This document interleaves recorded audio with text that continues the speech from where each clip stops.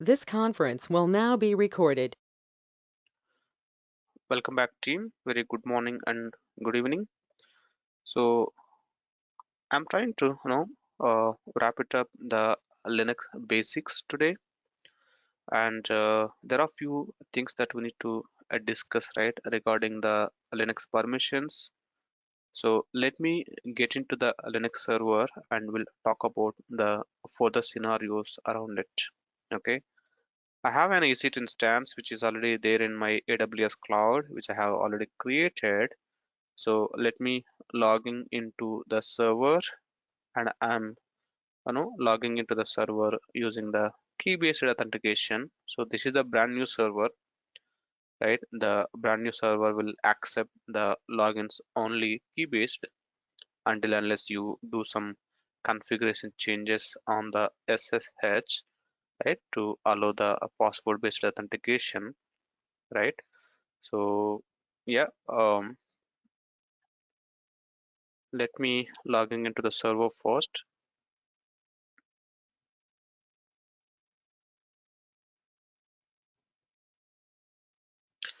Well, I'm logging in as EC2 hyphen user, right?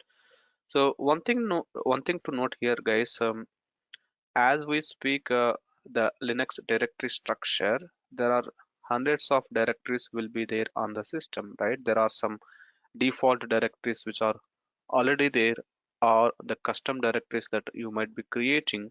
However, there are multiple directories. So by default, when a user logging into the Linux machine, what is your present working directory? Correct.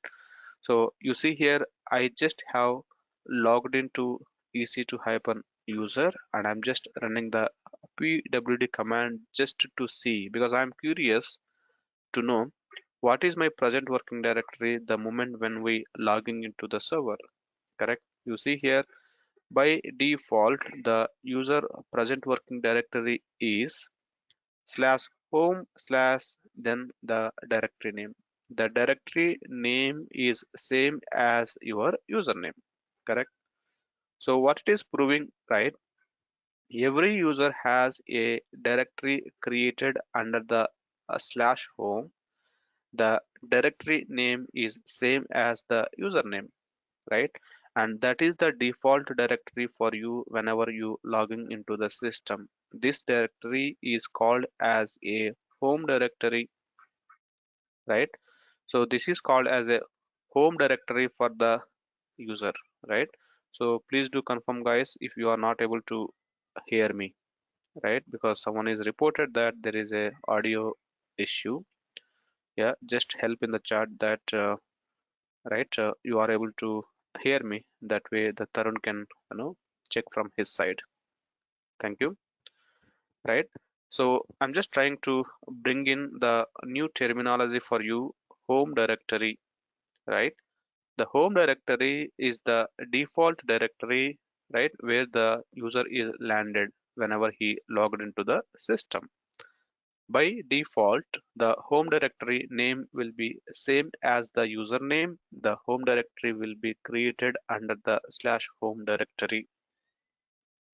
Now you see, I'm just switching to the root, and we know how the sudo works, right? I'm switching to the root. I just have logged into the root account. Now let me verify my home directory. Slash root is the home directory for the root user. So root is the name of the directory which is available under the slash, and this is the home directory for the root user. So if you want to verify, we can see the list of files and directories under the slash. Under the slash, somewhere you can see a directory name called root, and that is the home directory for the root user. Let me create a new user, guys. I'm just creating a user from my super user account. User add, let's say user one. Now you verify the slash home directory. You see the user one is already created, sorry, automatically created under the slash home, and that will be the default home directory for the user one. Let me try to logging in. Let's say I'm just switching on to the user one just to see what is the home directory for user one. Who am I? Currently, user one has logged into the system. You see the PWD. The moment when the user logging into the server, of course, log in directly from PuTTY by supplying the credentials, or you log in using su command, both are same. This is just switching to the different account from the current account, right? Both are same. Either way, I logged into the system as the user and I could see that the present working directory here, right? So this is the explanation to understand what is the home directory. Every home directory will be created under the slash home by default and user will be landed into that home directory by default. If you look into the permissions, guys, right, the home directory, the ownership is with you. By default, the group is same as the username because we know that there will be a one more group will be created automatically with the name of the username. And if you look into the permissions here, right, this particular directory is accessible only by the owner. Why? This is the home directory of user one. Only user one can read, can write, can execute this directory. There are no permission for group and others. That is the default behavior of the home directory. Even if you look into the ec2-user, that is the directory in home, right? So only the ec2-user have access to do the read write execution for this home directory, no one else. So this is proving that every user will have their own home directory and by default only the owner of the home directory, only that user can access the directory, no one else. That is the default behavior. And of course, you can manage the permissions as you like by using the chmod commands. And even you can navigate to any other different directories as well if you have the right permissions on that specific directories. Good. So now I just have, please be unmute, guys. Thank you. I just have logged into the server as user one. Let me run id user one just to see the user one properties. Now I could see that the user one, right, every user will have its own id. We need not to worry about that, what is the number that it is assigning. That is just a backend concept. But here we need to focus on the gid and the groups. Okay, every user can be part of multiple groups, guys. Okay, yesterday I have seen how we can add a group, but the user can part of multiple groups. And there is something called primary group and secondary groups. Okay, I'll tell you the difference between the primary group and the secondary group, right? But at any given point of the time, the user a primary group will be only one, but the secondary groups can be any number. I can have multiple secondary groups for a single user, but only one primary group will be there for a user. What's the difference? Let's say I'm just creating a file and I want to see the file characteristics here, right? And the file, okay, the ownership is user one, that is expected. And if you see the group here, user one, how the f1 file is by default into this group. So that is where the primary group concept will come into the picture. That means the user primary group will be used to assign the group for a file or directory that is getting created. It will be more meaningful if I take one more group as an example here. So to manage the groups, I should be in the root. So I just back to the root here. Let me create a group called DevApps. Let me create a group called AWS. Okay. Now what I do is user mod hyphen a hyphen g. Since we have a primary group and the secondary group concept, when you are adding a user to the group, you need to specify you are adding a group as a primary or as a secondary, right? So uppercase G is the flag which is defining that you are adding a secondary group, and I want to add a DevApps as the secondary group for this user. ID user1. We can verify now that the secondary group is updated. The existing user1 is still there, and I have just added a one more user called DevApps.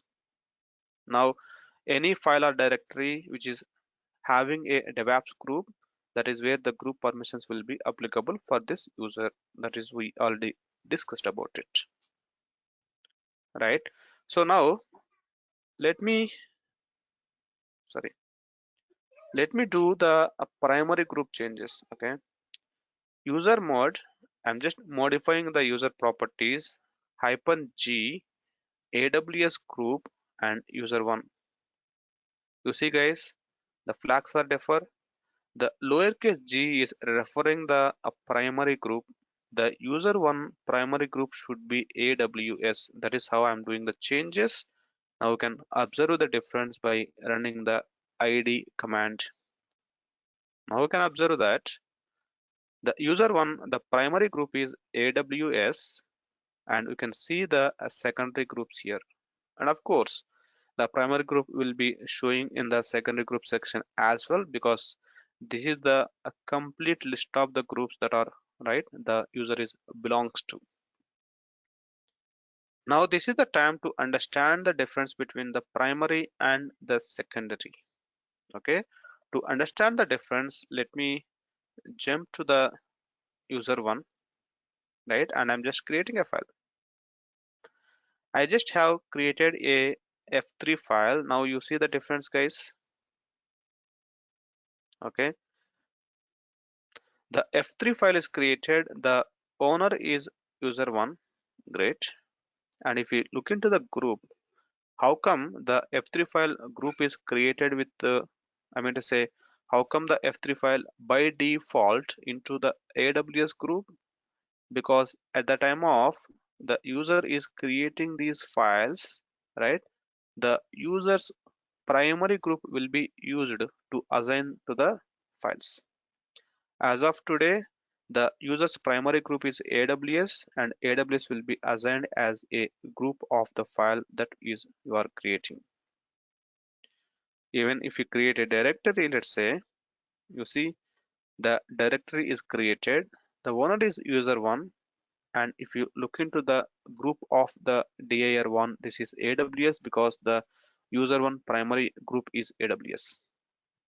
So the statement here is the user is part of two groups. The user is part of AWS as well as the DevApps group. However, the files and directories that are getting created are creating with the primary group by default, not the secondary groups.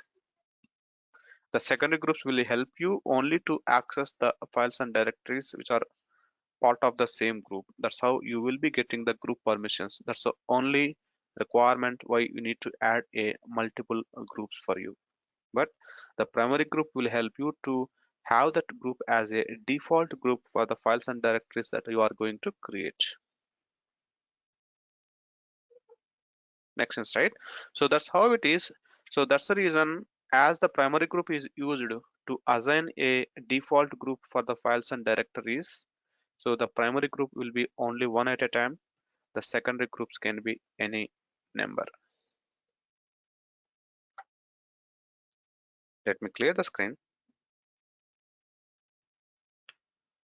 So this is all just to understand the concept, guys. Mostly we will be not working into this level in the real time because we are a DevOps engineer, not the system engineer, right? But it's worth it to have this kind of a basics, right?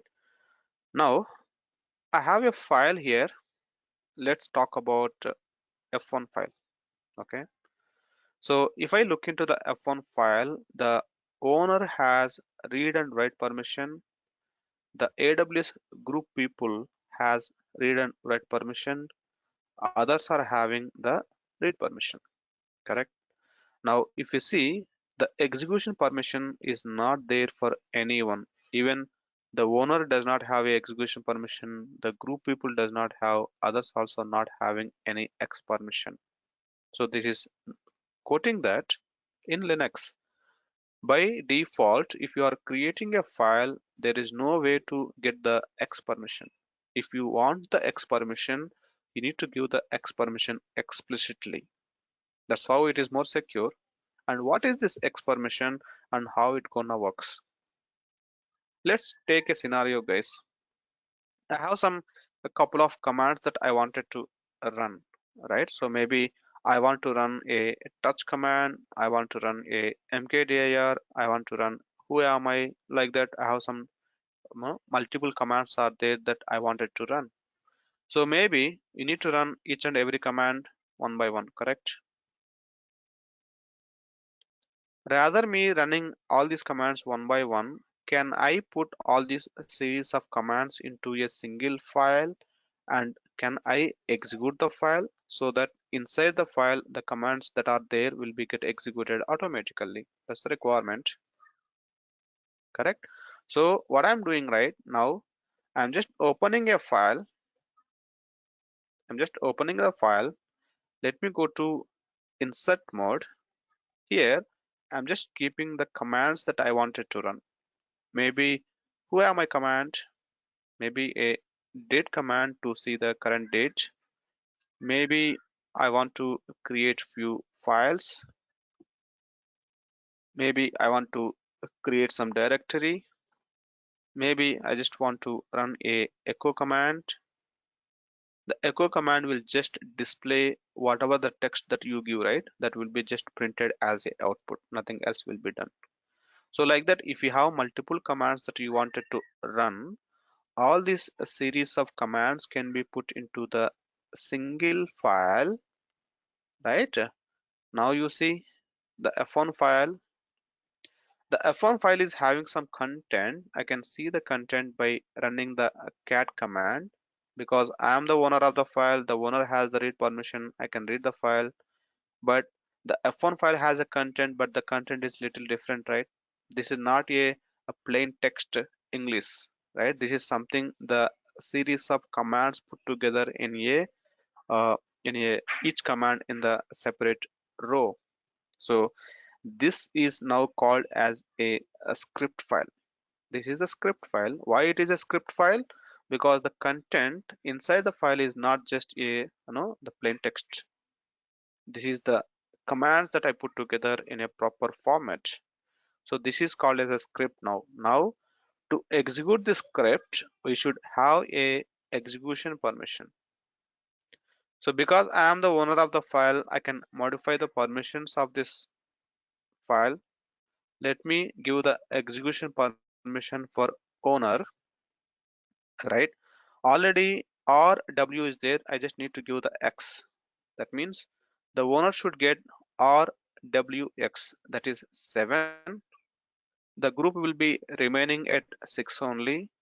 Others will be at 4, right? And for F1 file, I wanted to do these changes. Now you see the F1 color is also got changed. Why? Now it has a execution permission X.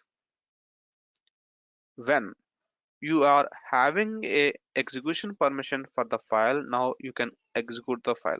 Execute the file in the sense you just need to specify the location of the file and just hit enter. That's it. Inside the file, the commands that you have mentioned, all those commands will be get executed, guys. So here I'm just giving /f1 is mean that the f1 file is available in the present working directory. That is the file that I wanted to execute. So executing a file in the sense, inside the file, whatever the commands that you have kept, all these commands will be run. Now you see The whoami command is executed, that is where we got the output. The date command is executed, you got the date as an output. The touch and mkdir is executed, that is where you can see the files and the directories also got created, right? And you can see the echo command, and you can see the hello as an output. So all the series of commands that you put together in a single file is now got executed in a one statement. So this is how a script file, right? Now you have a F3 file here, guys. Let's say, can I execute the F3 file here? You cannot. So permission is denied. Why? The F3 file, the execution permission is not there. Let's say I'm just opening the F3 file and I'm just putting some content. This is the data. Okay. Let me clear the screen. Let me look into the data of F3. Let me check for the F3 properties. Let me give the permissions to execute the F3 file, right? Now let me run F3 /F3. You see the line number 1, this command not found. Why? Whatever the content that is available in the F3 file, that content is now treated as a command. Now it is trying to execute them as a command. And of course, this is not the command, right? This is the sentence that you have kept into the F3 file as a text format.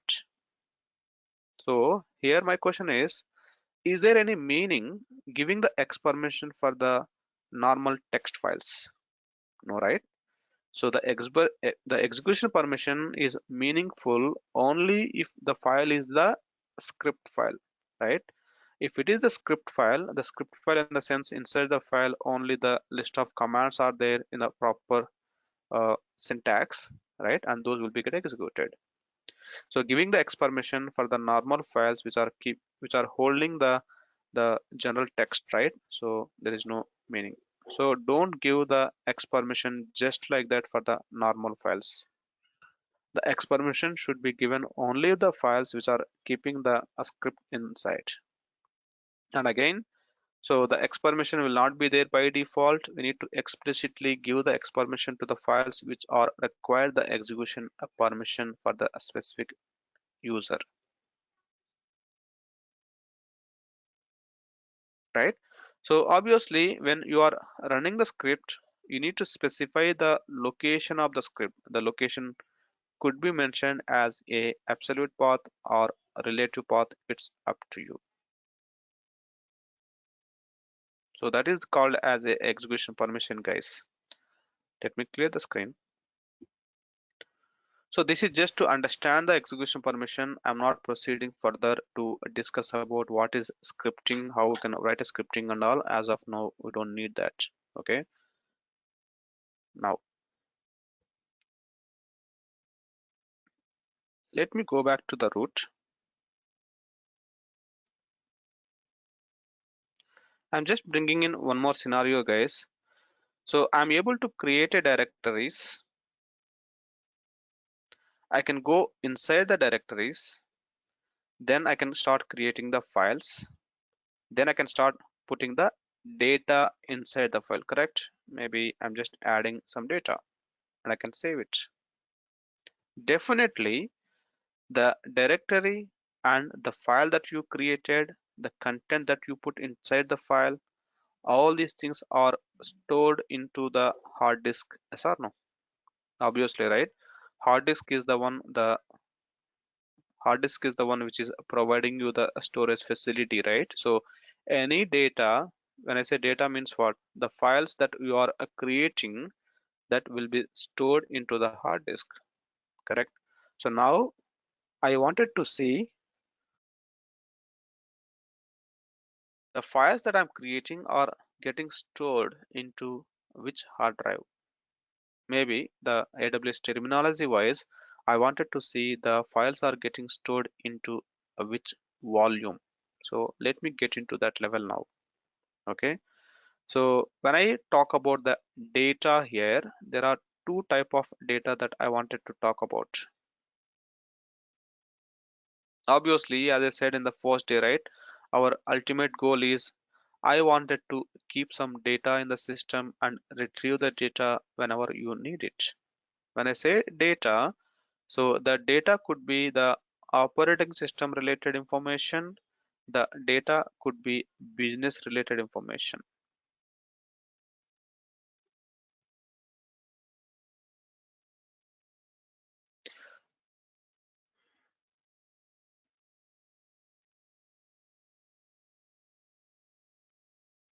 Right?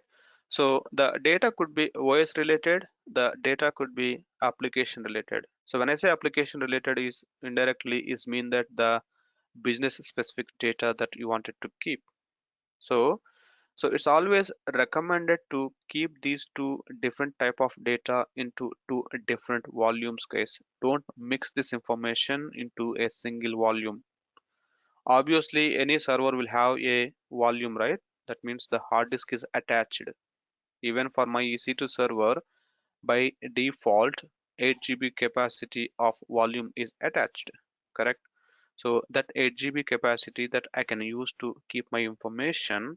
So don't put the OS data as well as your custom application related data into a single volume. That is not recommended, right? So always what is recommended is try to take multiple volumes to your system, your EC2 server. The OS data will be sit into a different volume. Your business related data will be stored into a different volume. That is what the best practice. So anything that you are creating once you logging into the server, that is called as a business related data, the custom files. Let's say I'm creating a F2 file and I'm putting the data into the F2 file. Let's treat this as a business data, correct? Because this is nothing to do with operating system. So this type of data I wanted to store into a different volume altogether. I don't want to store this data into same volume where my operating system data is located. So that is where I need to understand the volumes, guys. First of all, I need to see how many number of volumes are there in this system. Obviously one, right? Because we know that at the time of creating an EC2 instance, I just went with the default options. There will be one volume, but we can verify the number of volumes that are available on this system using the command called lsblk. lsblk is the command to give you the a list of block devices. Okay, the volumes are treated as a block device, right? So the list of block devices will be listed using the lsblk command. Now you can see the entries here, right? You can see xvda is the name of the volume. The xvda volume is of 8 GB capacity. The type is disk. It is telling that there is one volume in this system. That volume is of capacity 8 GB and the volume type is disk. So in this volume, currently my operating system related data is stored, as well as the files that I'm going to create, right? All of them are getting stored into the XVDA disk only. XVDA is just a default name that is given to the volumes in the EC2 instances. Like in the Windows, right? Usually, how will you interact with the hard disk? You will be looking into C colon, D colon, something like that, right? Those are the just the entry point, right, that we can use to access the hard disk. The same way here, the naming pattern will be XVDA, right? And that is the default naming convention. And we just need to use this naming convention to access that particular volume to store the data. But here the problem is I can see only one volume at the time, but my requirement is I want to store my data into a different volume. I don't want to create any of the files related to my business into the existing volume which is using by the operating system, which is also called as a root volume.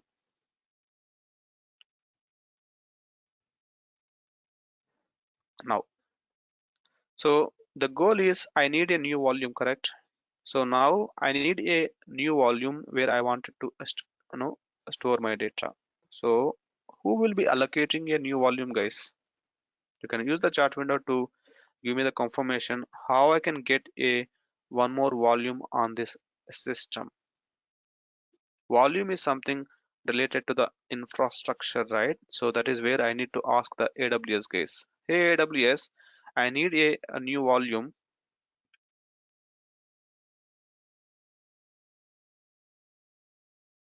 right? Hey AWS, give me one more volume for my EC2 server. I wanted to store some data. So it's AWS responsibility to provision a new volume as per the request. So that is where now first we need to learn the AWS concept to know how we can allocate a new volume, that is the infrastructure provisioning. Once you get a volume to the EC2 server, then you logging into the server and start doing something, right, to use that volume to store the data. So let's jump on to understand the AWS volume concept now. Why I'm coming into this concept? Because we need to store my data into a new volume, not on the same volume which is sharing to the operating system. When we talk about the AWS storage volumes, there are two type of volumes that are available, guys. One is called as a EBS volume, the other one is called as a instance store volumes. Right, there are two types. We'll see the difference as well, but EBS volume is the one we no we are using most. We don't use the instance store volumes, but we'll talk about the differences as well a bit later.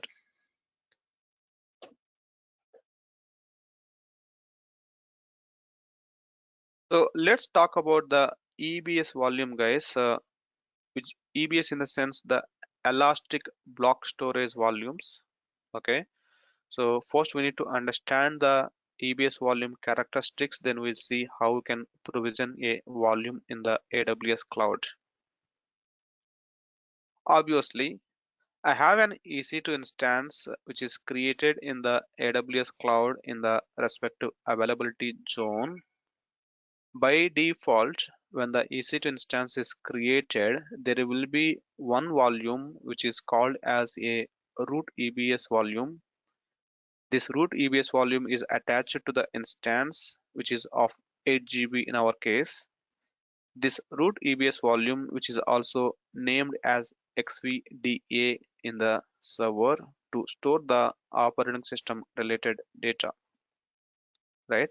When I say operating system related data, in the sense if you are installing any packages, right, maybe the etc password file, etc ssh, whatever the configurations that we have seen, right, all those files are related to the OS.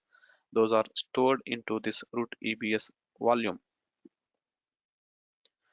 So whenever you have multiple EC2 instances, obviously every EC2 instance will have their own EBS volume, which is acting as a root EBS volume.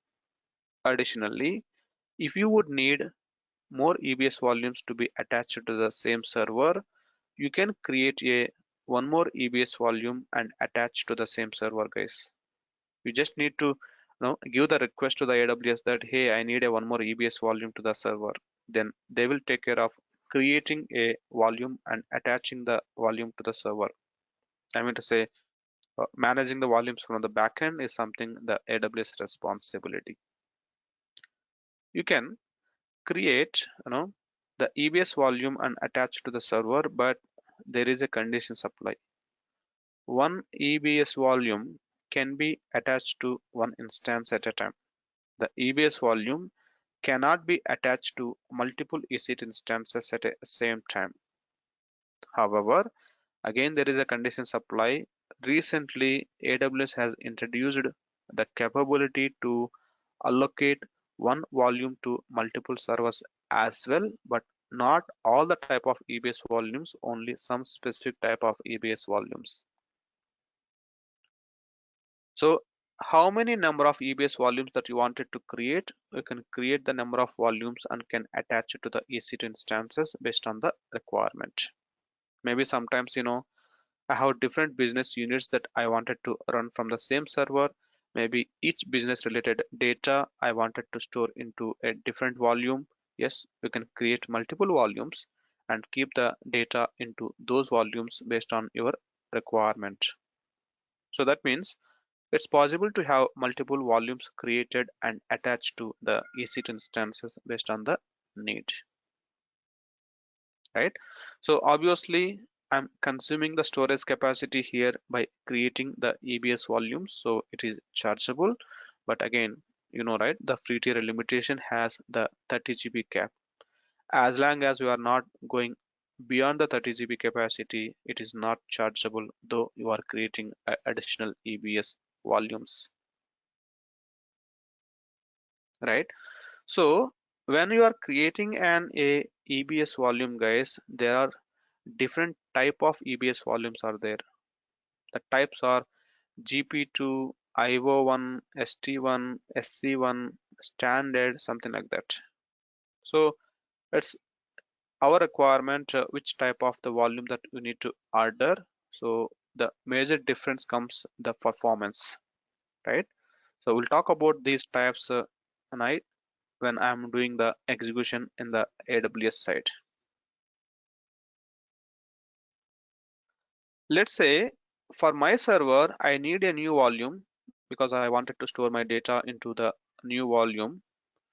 So I'll just go to the AWS management console, right? And you see the server, guys. The server is already created. The server is already created in US East 1D availability zone, correct? This is important to note this. Okay. The server is in US East 1D availability zone. Now, in the EC2 dashboard, we can just scroll down and we can just go to the volume section. We can see the volume section under the Elastic Block Store. In the volume section, now I could see there will be one volume. Of course, there are other as well. Maybe I'm using these for a different purpose. Let me remove them. Okay. Give me a second. I'm just doing the cleanup, the one which I'm not at all using.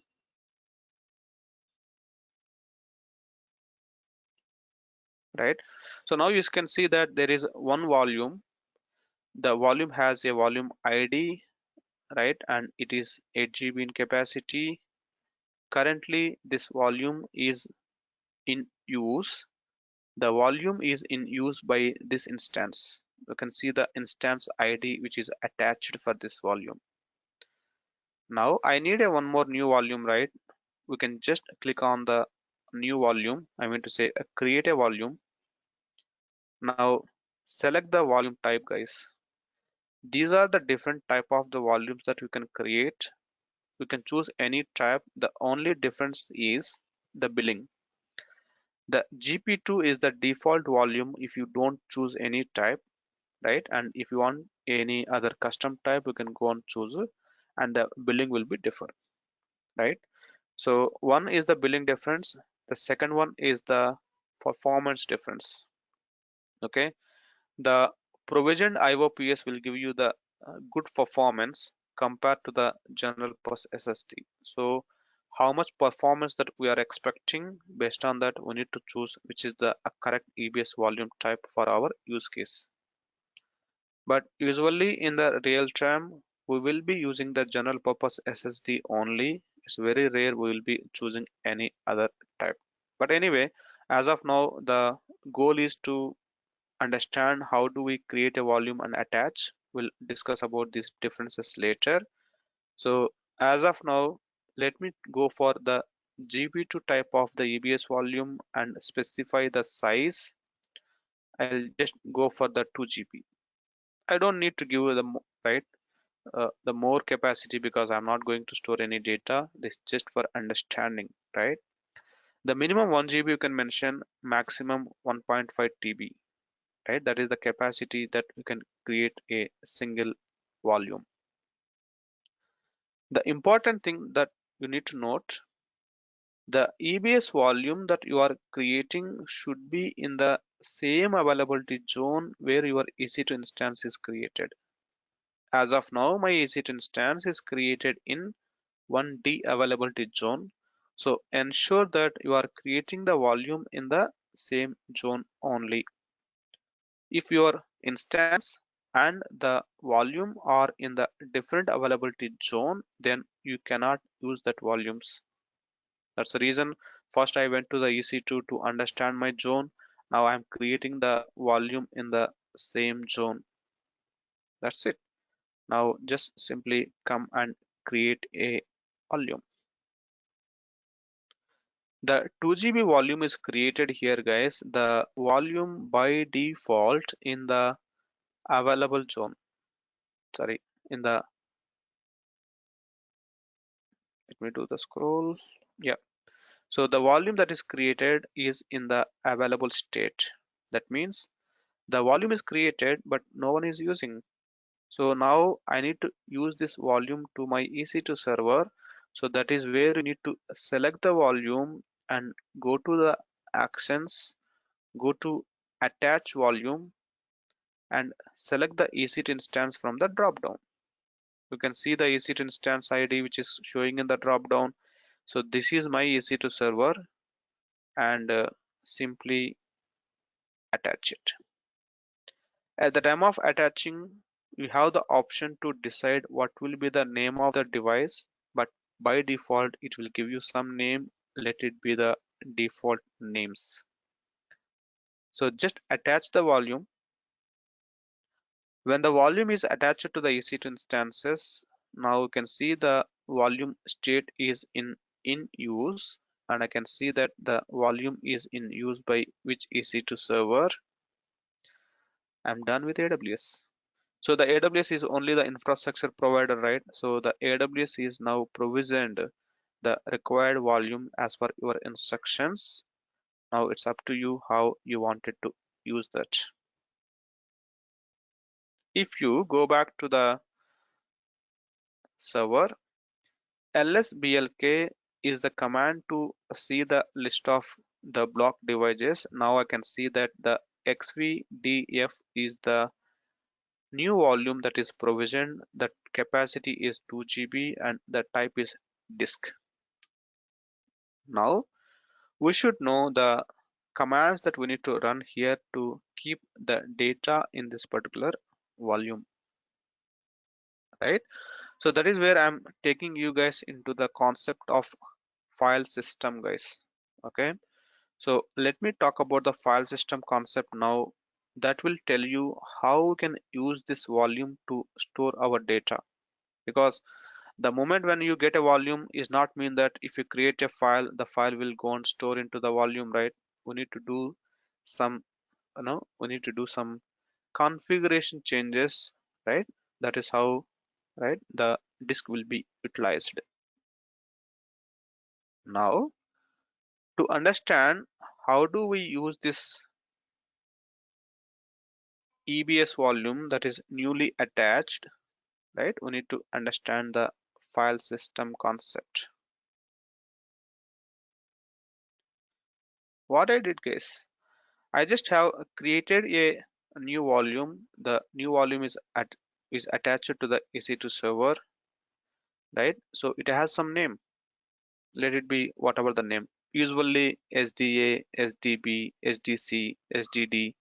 That is how the naming convention will be followed. By default, the volume that is associated for your EC2 instance is called as a raw volume. Okay, even now the volume that I got it right, that is called as a raw volume. Raw volume in the sense there is a volume, but the volume is not ready to store the data, right? Now I need to prepare my volume ready for storing the data. So I have got a volume of some capacity. Now you need to divide your volume capacity into a number of blocks.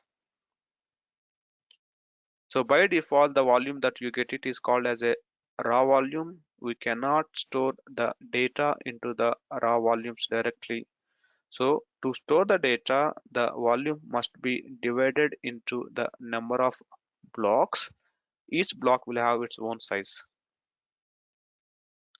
So once your volume is divided into the number of blocks, then the volume is ready to store the data, right?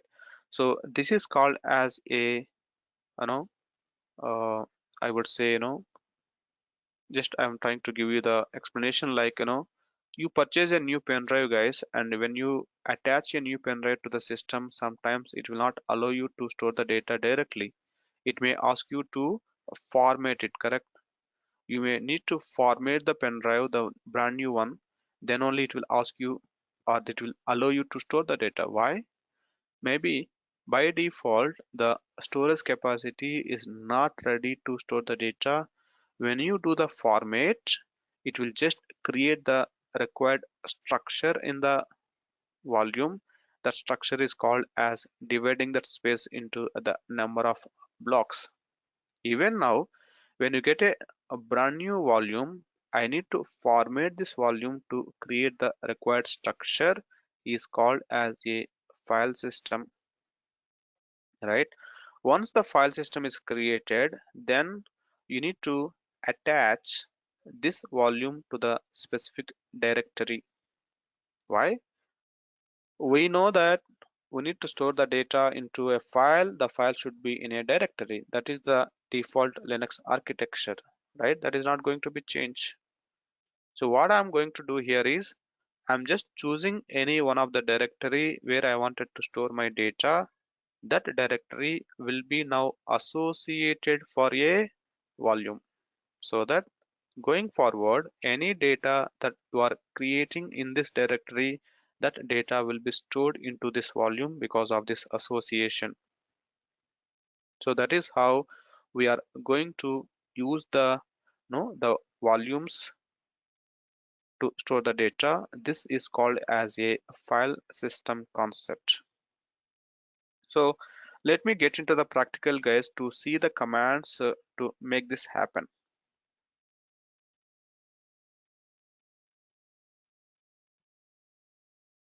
Again, we don't need the expertise skill in this. Having some basics understanding is good enough, guys. We don't deal with this kind of scenarios in day-to-day basis in the real time as well, because our focus is all of the DevOps tools. But these are just some basics that we should be familiar with. Okay. So now this is the raw volume that I got it. Now the volume has to be formatted, correct? The formatting the volume in the sense the a structure will be created inside the volume, that is where the volume will be created into the number of blocks. Once the volume is formatted, once the structure is created inside the volume, once the volume is ready to store the data, that volume is called as a file system technically. So formatting the volume, creating the file system, more or less same, right? So now rather me using the terminology called format the volume, let me use the term called create a file system. MKFS is the command to create a file system. We need to specify the type of the file system, and we need to specify the volume name, which volume that I wanted to format. The volumes are located in the /dev. So this is the absolute path of this volume, guys. So we need to mention the absolute path. If you have any confusion about this absolute path, let me show you that. ls-l/dev/xvdf. You see, xvdf is the name of the volume that you recently attached to the server. The xvdf is actually located in /dev location. This is the complete path of this device. So Wherever you are referring to this volume, you need to use the complete path. As this is the device, all the device related files will be created under the dev location. So now my command is mkfs -t, the type of the file system that you wanted to create. There are different type of file systems are there, but let's focus one now. So /dev/xvdf is my volume. Hit enter, right? Now you can see a lot of output. Somewhere you can see that the block size, the number of blocks that it is created, the file system, something something. So what does it mean? This raw volume is now got divided into the number of blocks. That's where the file system structure is created. Now this volume is ready to store the data. Now I cannot create a file on this volume directly, right? All what we know, right? I can create a file only inside a directory. So I need to associate this volume to the directory. So that is called as a mount process. We can create a directory which you wanted to use, then run the command called mount/dev/xvdf/data. The mount command will ensure that the /data directory is now attached to this particular drive. So from now onwards, any data that you are creating inside this directory will indirectly store the data into the volume. That's it. Now tell me guys, how I can create a file in the XVDF disk. Now my intention is I want to create a file. The file should be stored in this volume. So if I want to use this volume, just go inside the /data directory. That's it. If you are inside the /data directory, is mean that you are inside this volume only. If you are creating the file, right? If you are creating the file in the /data directory, is mean that this file is now actually stored in this volume only. That's how it is. That means you are not directly using the volumes to store the data. You still be creating the files in a directory only, but the directories are now mounted on the volumes. That the system will know that now all the data that you are creating inside this /data will actually be storing into XVDF volume. To know this mounting information, right, we have a beautiful command called df-h. Don't worry about the overall output, just focus on the last line here. The last line is stating that /dev/xvdf is the volume of capacity 2 GB and /data is the file system name that is mounted on this volume. So if you want to store any data in this volume, you need to use this directory name. So this is the special directory guys. Now why the directory is now mounted on the volume, so now this directory is called as a file system. Now tell me guys in the chat window how much data I can put under this /data directory. I can go inside the /data and I can start keep on adding the data. How much data I can put in the /data? I can put maximum of 2 GB. Of course, now when I look into this statistics, I can put 1.8 GB of data in the /data directory because the /data capacity is equal to the XVDF volume capacity, which is just 2 GB, and that is where you can see the utilization pattern. What is the total capacity of the file system? How much is used, how much is available? All these metrics can be seen using this df command. You maybe encounter the issues in real time sometimes that the users are not able to create a files. Maybe they are not able to load some data to the system. Why? Probably the space that is allocated for the file system is got over, and I cannot keep more data on that particular directory.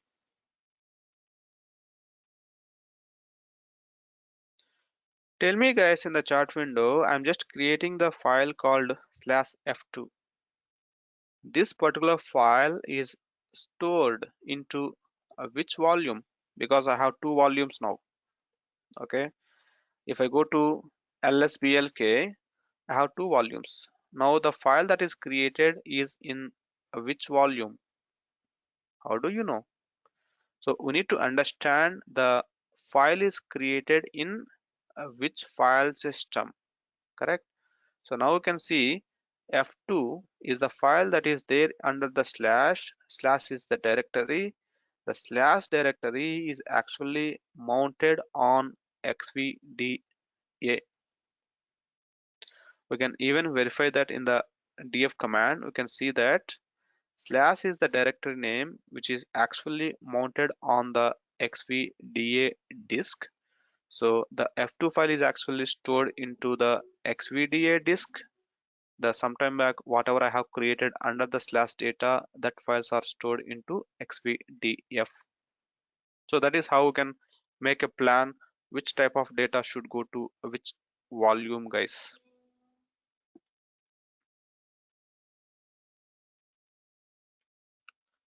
Now the mount command is very important here, because the mount command is the one which is mounting your directory into the volume. After the mount process only, we can start putting the data into the volume. Okay, so if at all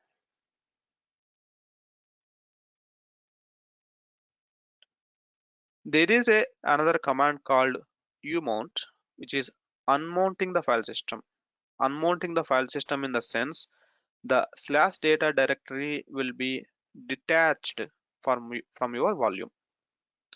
When the slash data directory is detached from this volume, you cannot even see that entry in the df case. You see, sometime back the df disk file system, okay, the df is showing this entry because that time the file system is in mounted state. After you unmounted, you cannot see that information now. So the df command is showing only mounted file systems. Only the mounted file systems we can access the data. Now tell me guys, in the chart window, can I access the data which is available on this volume at the moment? I cannot. Okay, of course that has some data, but I cannot access the data until unless the volume is actually mounted.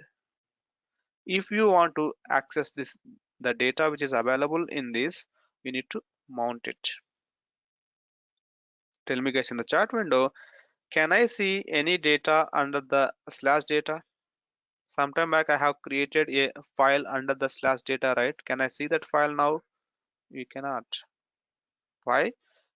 At the time me creating the file in the slash data, that time the data was mounted on the xvdf, the data stored into the xvdf. Now the slash data is detached, so you cannot retrieve the data. Now this is actually pointing to the root file system.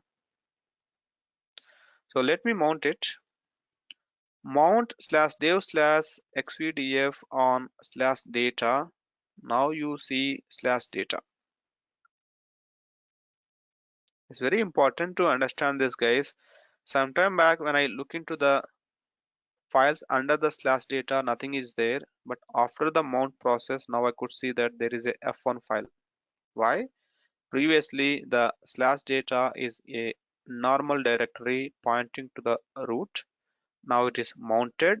After the mount process, the slash data is treated as a file system which is pointing to xvda. Yes, the xvda was holding some data. That is what you can see now. Just to make it more clear, guys.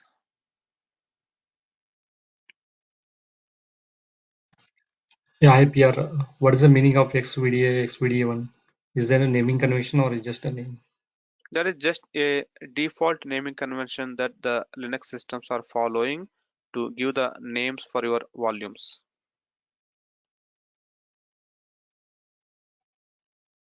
Okay, so the slash is having a data directory, guys. Maybe this is the question for you, right?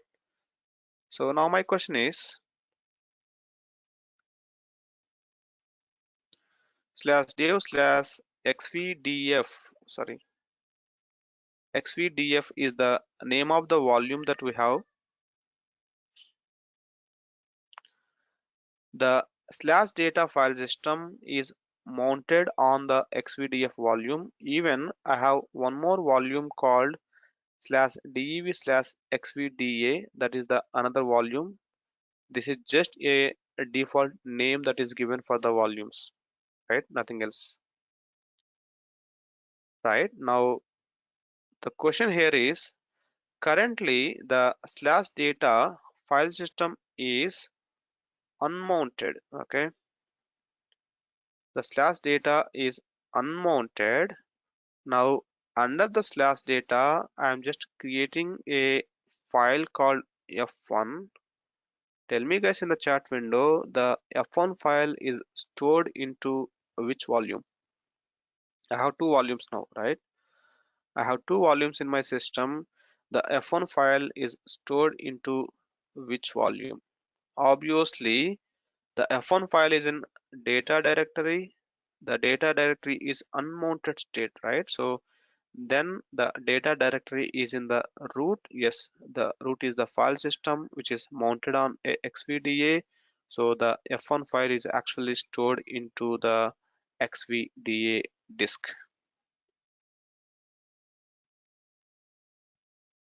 Now let's say I'm just mounting it. The slash data directory is now mounted on the xvda. Now I am creating a file under the slash data directory. Now tell me guys, the f2 file is stored into which volume? The f2 will be stored into xvdf because this is now mounted.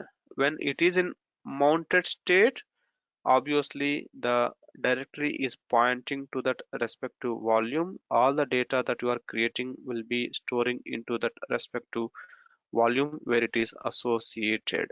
That is how the file system concept works. Now tell me guys in the chat window, when I mount this slash data file system, can I see only F2 or I can see F1 also? Can I see F1 and F2 both at the same time? You cannot, right? When the data is in unmounted state, we can see a F1. When it is in mounted state, we can see F2. That is how it works.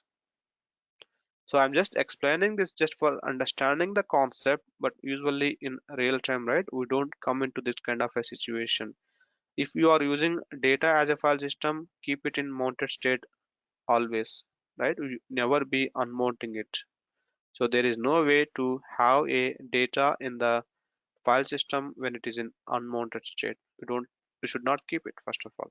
If you keep it also, you cannot access the data because your file system is 24/7 mounted on a specific volume only. Usually we don't unmount, right, in real time, because when you unmount, you cannot use the disk, you cannot use the data in the disk. So your file systems are in mounted state, right? So always. Hi Pierre, one question is there. So can we perform transferring of file or transferring of data between one volume to another volume? Mhm. Yeah, please unmute. So now once we understand this file system concept, mapping a directory to the file system, right, then it's all about a directory for you. You never be worrying about the volumes. What does it mean is, So I might be having a dir1. I might be having a one more directory called dir2. Possibly the dir1 is mounted on the different volume. The dir2 is mounted on the different volume. I don't care about the volume. For me, it is just a directory. So whatever the file is available in the one directory, if you want, we can move to dir1. I can move this file to dir1. I can copy the file from here to there. It is just a directory for you. Of course, in the back end, the system know the data will be stored into the different volume altogether, but you don't really look into the volumes now because I'm not running any commands based on the volume concept. All of my commands run through the directories only. In the backend, it know exactly the data has to be stored into which volume based on the file system concept. That means the answer is yes for your question. Again, how it is yes? Because I just need to worry about copying the data from one directory to the other directory. And now if you come here, right? Let's say copy the file from /f2 to /data. What has happened, guys? Now the f2 file that was there in the different volume is now copied into a different volume, correct? But for me, it is just copying the file from one directory to another directory. I don't care about the volumes at the time of me operating on the directory level.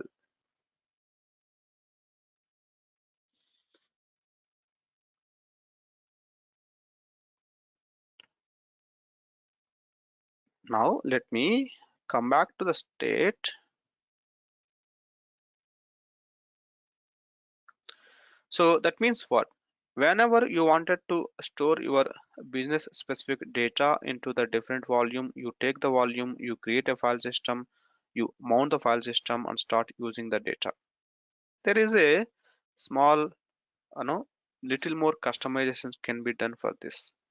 Let's say the volume, let's say here in this presentation, the volume of capacity 200 GB, the name is SDC, let it be any name. The volume can be divided into a number of partitions, guys, possible.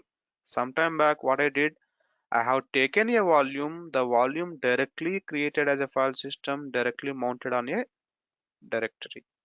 Now the volume is divided into the number of partitions. Now if you look into the naming convention of the partitions, the SDC disk is partitioned into SDC1 and SDC2. When you made a partitions, each partition will be acting as like a separate volume. Of course, that is not a separate volume, but it acts like that. So in this case, I can have 150 GB of one partition, 50 GB in another partition. Overall, the capacity will be 200 GB. That is my volume capacity. It's up to you how you wanted to divide this capacity when you are creating the volumes. You can create multiple partitions.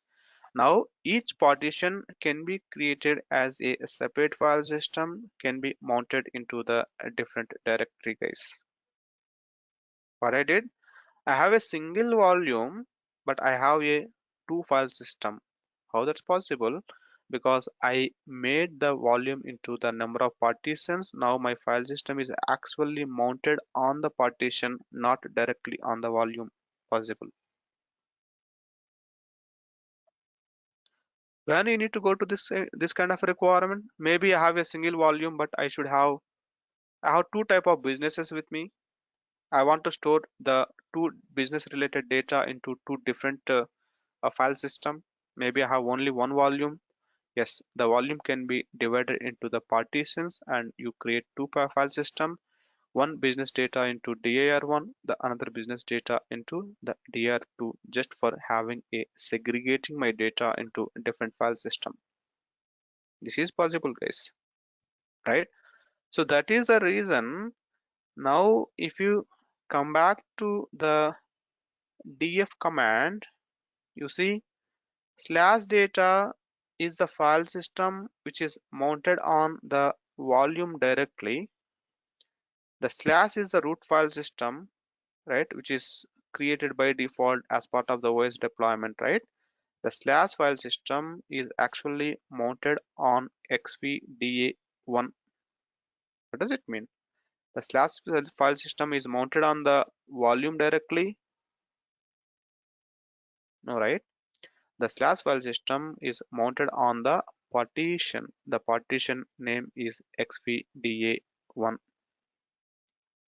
That is the reason if you look into the lsblk command, for me xvdf is a single drive directly mounted on a file system, but the xvda is the volume that is divided into a partition, and you have a file system that is mounted on the partition, guys. That's the default behavior. I think it is clear, right? So now this is the user defined file system.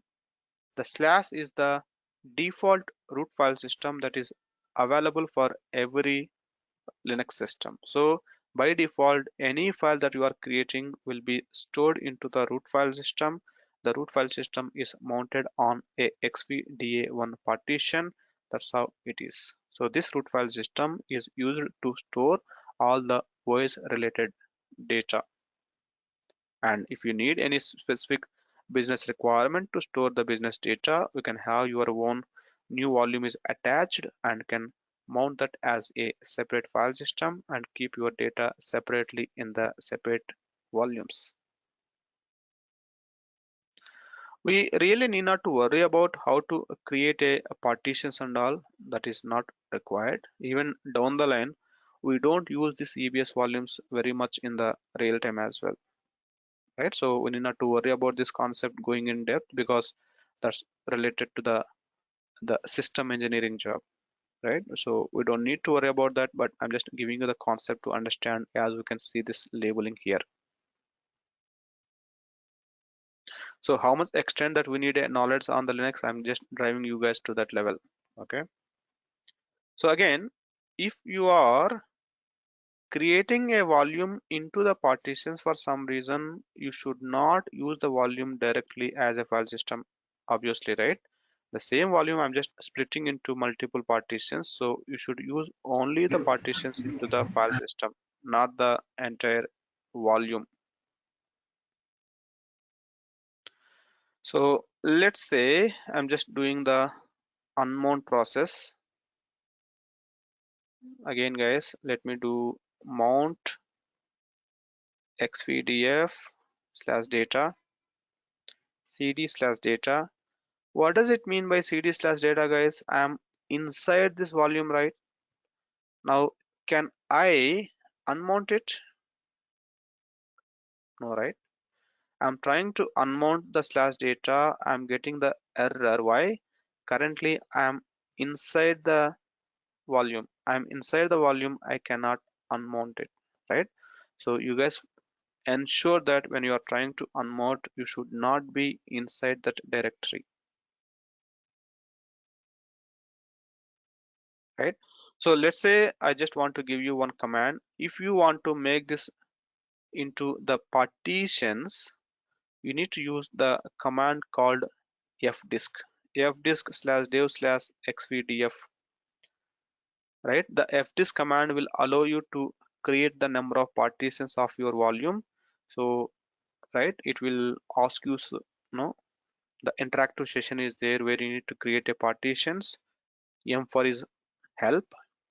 If you type M, it will give you the list of commands that you need to use. Maybe, right, if you see N is the command to create a new partition, correct? So that is how we need to create a new partitions, guys. Maybe I'll use N here, asking for the partition type, primary partition, asking for the partition number. I need a partition number 1, asking for the size of the partition, just mention the size of the partition. So that is how the partitions will be created. Okay, so there should be a command as well to save the data. I think W is the command to save. Now you see the save is completed. You just back to the lsblk. Now xvdf is actually created as a partition.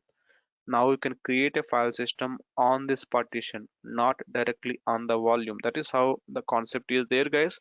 But I'm sure 100% you will not be working on creating a partitions at all. So possibly you will be using the drive as it is. This concept is there from the Linux concept. Why? Previously, when there was no cloud concept, when the people are using the on-premises, right, having multiple volumes is really typical, right? If I need some 10 file system, purchasing 10 volumes is really tricky. That time, yes, they will be having one volume, one hard disk is purchased. The hard disk can be divided into the number of partitions. That's how I can have multiple file system. So if it is a on-premises environment, yes, the people used to create this kind of partitions. But now in the AWS cloud, you don't need to. If at all you need a two file system, you created two volumes from AWS itself. What is the reason you need to create a partition from the same volume and use it, correct? Because of that flexibility, so you can just directly take the volume from the AWS and start creating as a new file system. So you don't be creating any more partitions, guys. Hence the reason we need not to worry about how this commands works. Hope that makes sense. Now, any given point of the time, if you don't need this volume, you can always go to your AWS management console. I'm just now talking about the cleanup process, guys. Okay, we can select the server, select the storage concept here, and you can see the number of hard disks or the EBS volumes that are created here. You can see two, and which is for the root volume. We can even see that here. The root volume is XVDA. This is for the OS data, and any other volumes that you see are the business specific data. So if you don't want this disk for some reason, you can select that volume ID that will take you to that particular volume. First we need to select it. Okay, so first you need to detach the volume. When you detach the volume will be in the available state. So it may take some time. Yeah, the available state. Once the volume is back to the available state, then you can delete the volume, guys. That is how you can do the cleanup whenever you don't need the volume. Please make sure when the volume is in a mounted state in the server side, you cannot detach. Why? If you want to detach, ensure that the volume is not in use, right? When the volume is already in mounted state, that means someone is using, so you may not to detach it. So first you unmount it, then you detach it, then you delete it. Now the important thing here is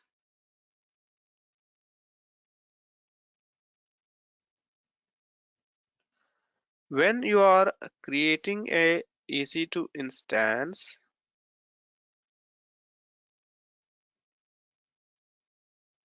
lot of points, right, that we need to remember here.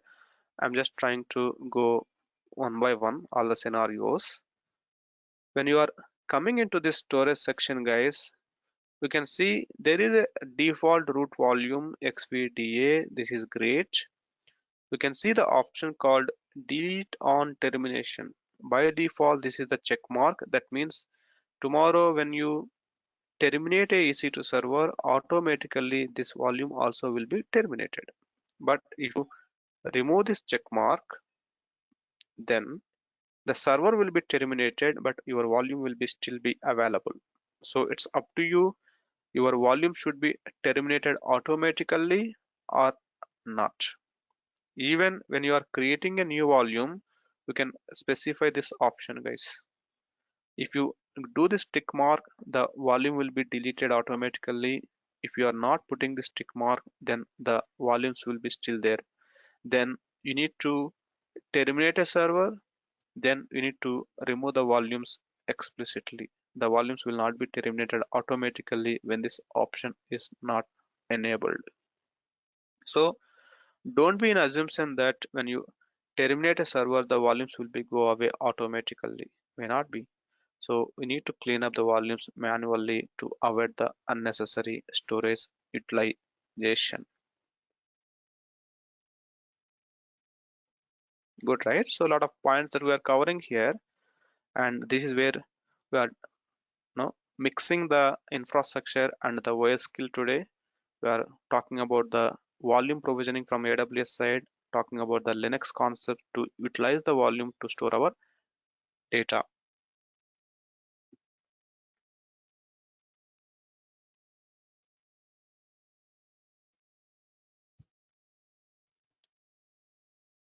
So one final note that I wanted to give here, guys,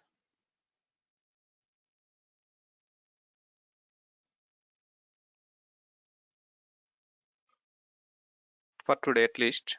Okay, when you are creating a volume, you choose the volume type, right? So when you are creating a volume in the respective availability zone, this is definitely a hard disk in the backend, right? Obviously, if that hard disk gets corrupted for some reason, do you think your volume will be impacted?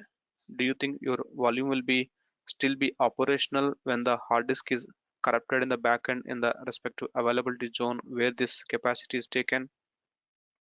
I'm just concerning about the high availability now, guys. Answer is no. That means when you are creating a EBS volume on the specific availability zone, it's AWS responsibility to replicate your data into multiple volumes in the backend in the same availability zone. That means if one of the hard disk is failed in the hardware side, in the data center side, so still your volume is operational, you have a data access. You don't see any data loss because AWS know how to maintain the data replication in the backend on multiple storage locations within the availability zone. So anyway, we need not worry about those things because there is a AWS responsibility. So AWS will tell you that the 99 point some 999 percentage of availability that is there they are promising. No matter what is happening on the hardware side, your data is still safe because they are maintaining the respect to data redundancy technique.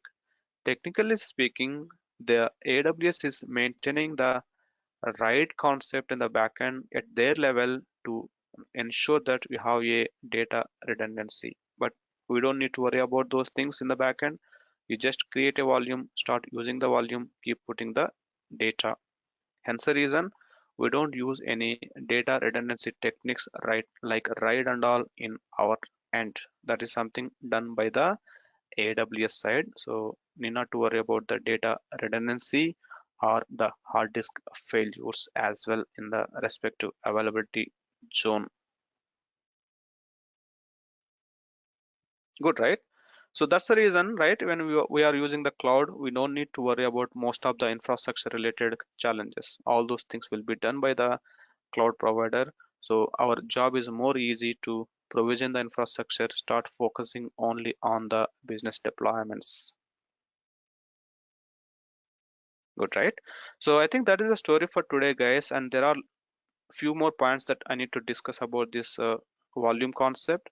We'll be taking this up in the next lecture.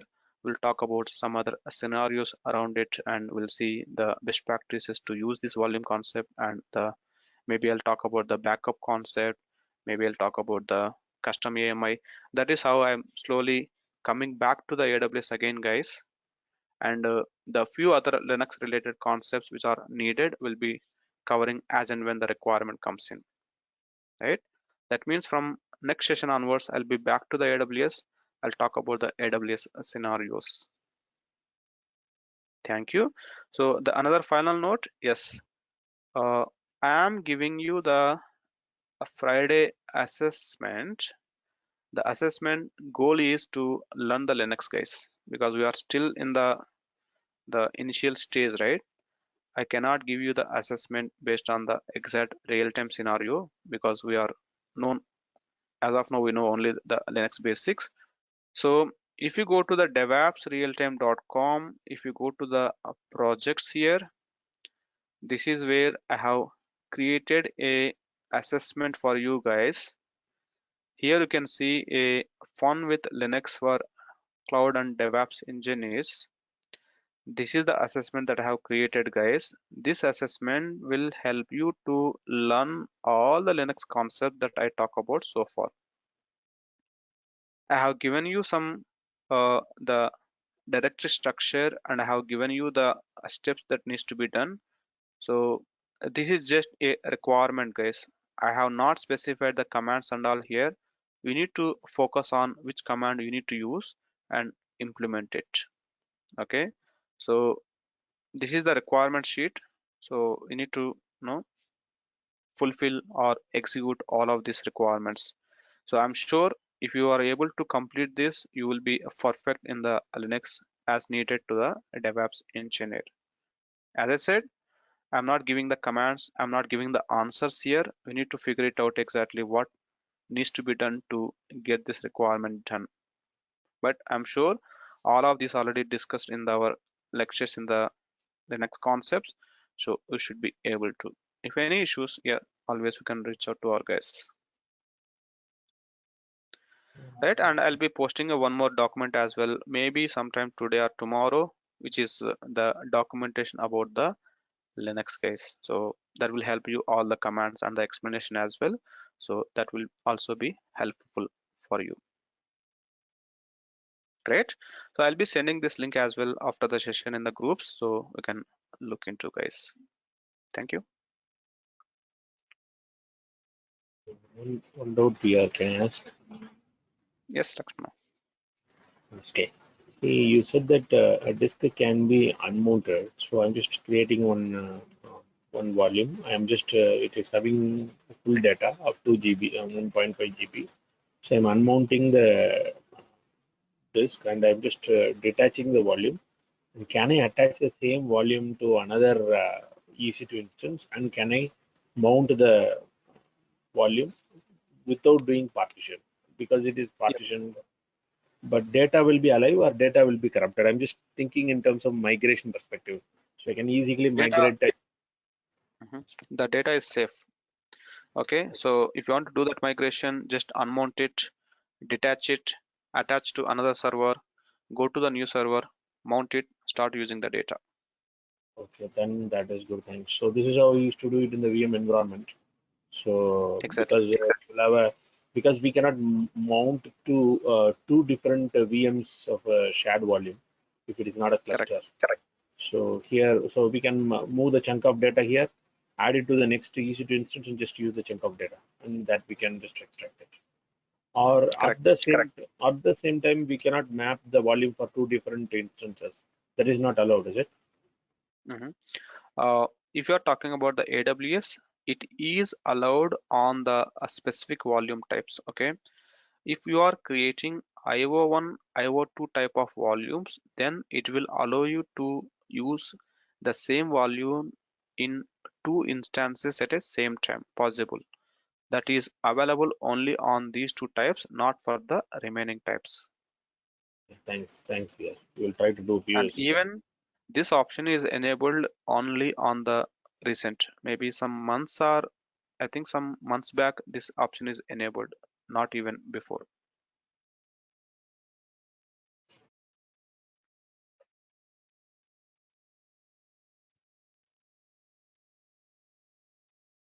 Hey Pierre, I have query. Yes, Aditya. Hello. Suppose my default file system is XVDA, and I have created one more volume like SVDF, and if I mount it, what will be default volume? Now, what does it mean by what will be default volume? If you When mount it, you are storing the data, I think your question is when I'm storing the data will be stored into which volume, correct? yeah, we have mounted one more XVDA of volume.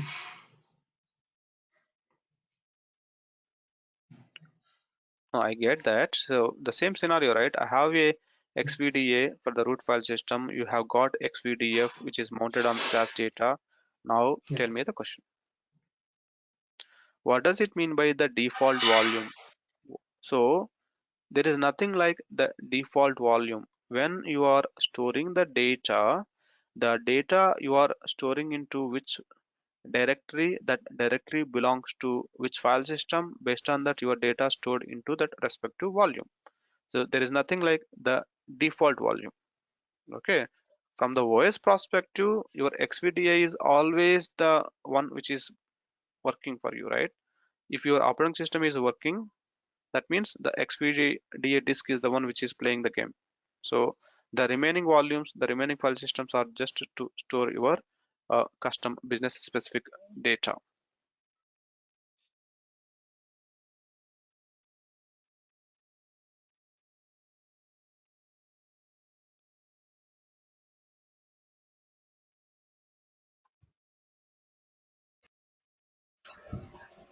Here I have one more query.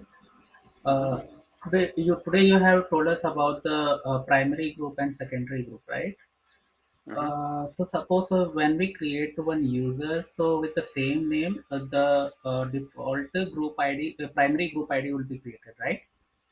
Mhm. Then explicitly, if we change the group ID, primary group ID, then it will override our default group ID, or is it possible there would be at the same time two primary group ID will be allowed? There is no way to have two primary groups at the same time. Okay, only one primary group per one user. So if explicitly if we create a group ID, then it will override previous one, right? Correct. Okay. Okay. Yeah.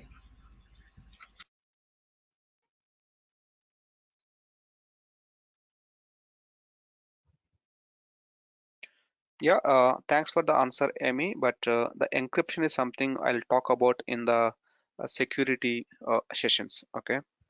Later, when I'm handling the security sessions, I'll talk about this encryption and other stuff. Okay. Because we cannot mix the different things in one session, though we see all of them in the a single window here, right? And yes, IO1 is billable. So don't use IO1, use only GP2 type below 30 GB.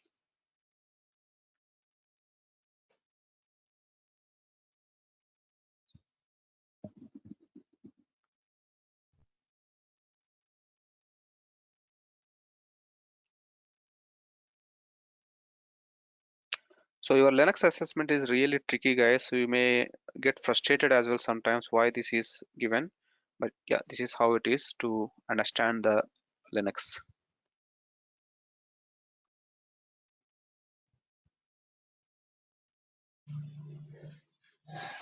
Yeah, Pierre, coming to the same question. Like if I want to save the data in XVDA, actually I wanted XVDA file system. So how to do it? Correct, no?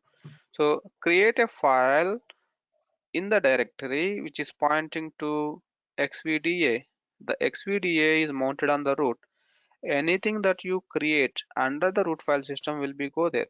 Let's say you create a file here, right? Let's say I mean to say, let's come back to the server only at the moment,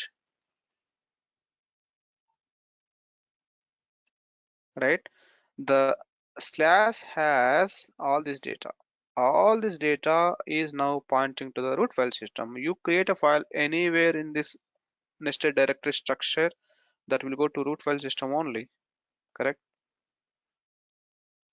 That means at the moment, if I come here, forget about this, right? At the moment, just think of like I have xvda, xvdf only. If you are creating the data in the slash data directory, only that data will go to xvdf. Rest, wherever you create, that will go to root file system.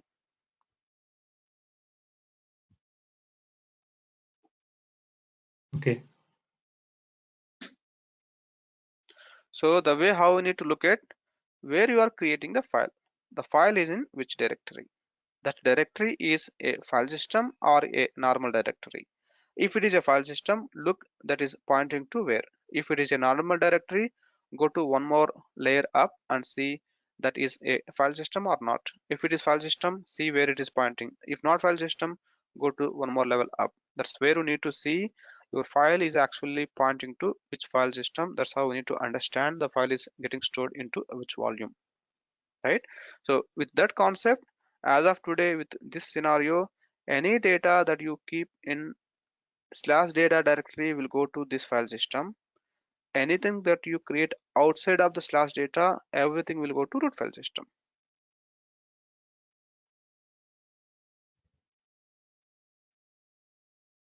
Correct? So as Svetasri said, like F2 is storing into root file system. Maybe the file that you create under the slash data will go to xvdf.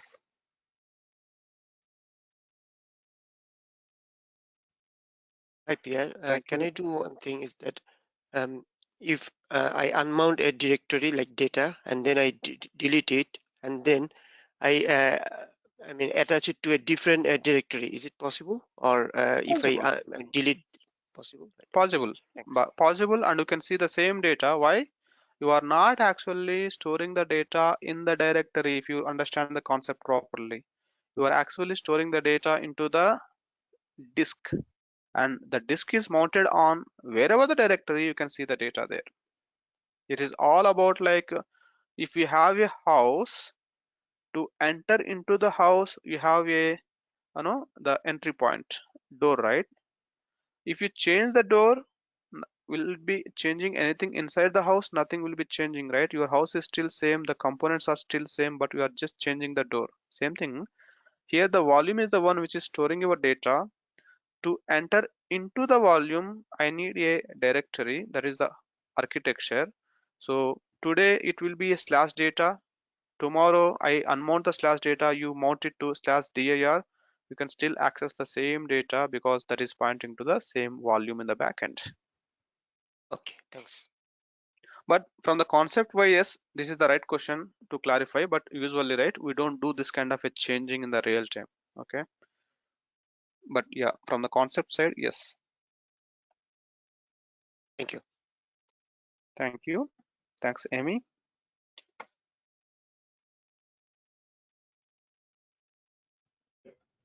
Pierre Prasad here. Yes, Uh, Prasad. Actually, if necessary file system, user ID, all the setups is done. So can I take the snap for this one? Yes, we can take a snap. I'll talk about the snap concept in next lecture. Okay. Right? Obviously, the next lecture will be on Monday, right? Tomorrow is Saturday. Yeah. So Yeah, I'll yeah, talk yeah. about the snap concept on Monday, how to take the snapshot so that if something goes wrong, we can restore it as well using the snapshot. Okay. Okay. Thank you. Thank you. Thank you.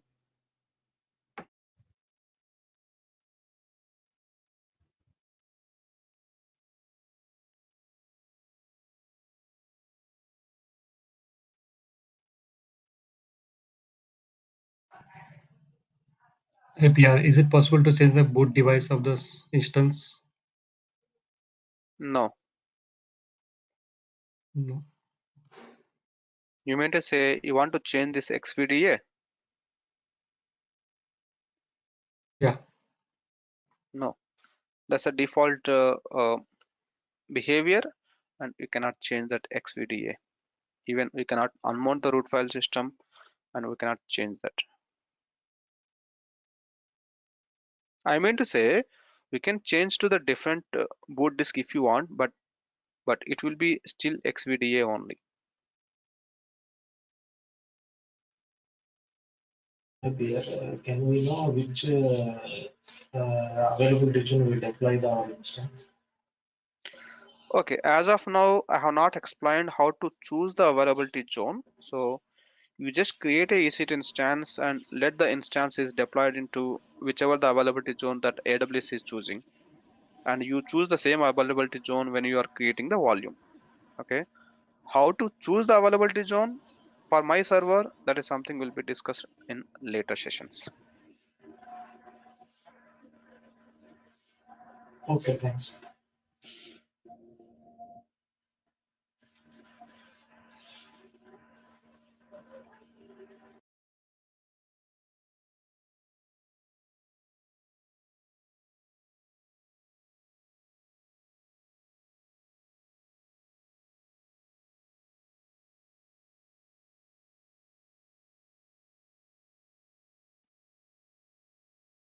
Uh, I just want to ask about like instance. If we stop instance EC2 and then again we'll use that next time. So how the hours will be calculated? Only the running time is calculated. Okay.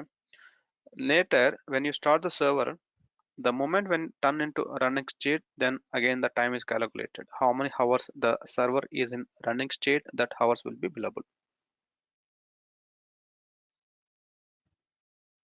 Okay, like for first day if I'll use for 30 minutes and then I will stop it and next day when I will resume, so it will count from 30 minutes to onwards. No, right? So let's say you are using the server for 30 minutes, that is calculated for 1 hour billing. If you are using the server for 1.5 hour, that is treated as 2 hours billing. That is how it is. It's a hourly billing, right? So if you cross 1 hour, then you are falling into the second hour billing. So after that you Yeah, use for 15 minutes or 30 this, minutes, it's the same. yeah, for stop also same is applicable. Correct. Instance. Yeah, okay.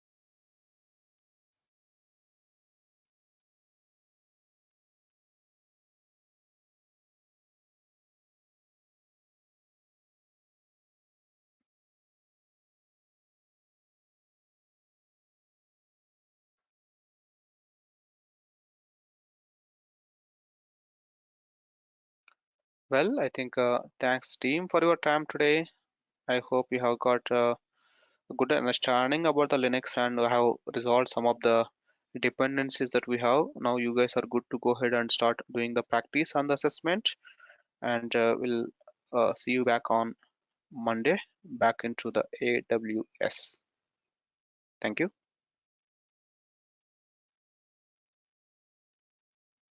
Okay, so just answering to Prasad, there is nothing like default AZ. So the AWS will take a call, right? Now it could be a 1A, later it could be 1B. So there is nothing like a default AZ. By the time you are creating a server, whatever it feels better to deploy, the AWS will deploy there. You may not get the same AZ every time when you are deploying the EC2 server by default if you are not specifying anything. Thank you.